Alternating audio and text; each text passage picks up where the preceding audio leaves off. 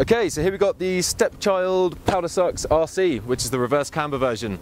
This is a really nice sort of park board, but it's an all-mountain board as well. It holds up really nicely around the mountain. It's got kind of like medium flex, so it works well in the park, but it's not chattery or floppy or anything when you're hooning around the mountain as well. It's a twin tip.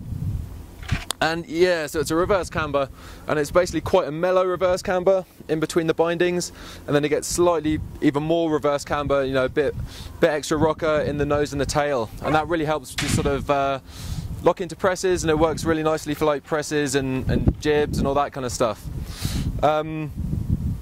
Now that combined with what Stepchild described as their snag-free base gives you a really nice sort of catch-free ride. It's really easy to get set up for rails at slow speed, get set up for jumps and jibs, all that kind of stuff. Like the board doesn't twitch around, and you feel comfortable and confident that you're not going to catch an edge and get sort of knocked into a position that you don't want to be in. So that's really cool. A few more good features on this is the Kicker 1 core, which is a poplar wood core. And that helps the board to be really smooth, really consistent, and give you a nice sort of easy ride and a really nice flex.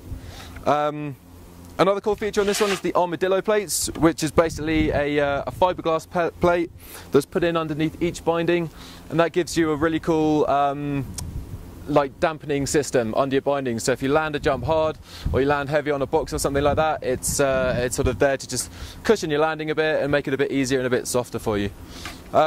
So yeah, I mean basically this board's really nice for sort of jibbing around all over the mountain. The reverse camber makes it really fun, really playful, catch-free. It's sort of described as around an intermediate sort of freestyle board, but you know what, like this thing's so easy to ride and so catch-free, like it would actually work really well as a beginner board. If someone's looking for their first board, if you think you're going to be getting into like the freestyle side of snowboarding and you're looking for your first board, then yeah, the Pow would be awesome. Don't be fooled by the name.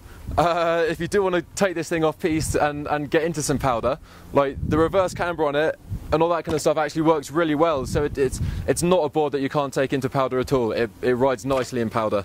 So yeah, if you're looking for a really fun, all over the mountain, park style board, definitely check out the Pow.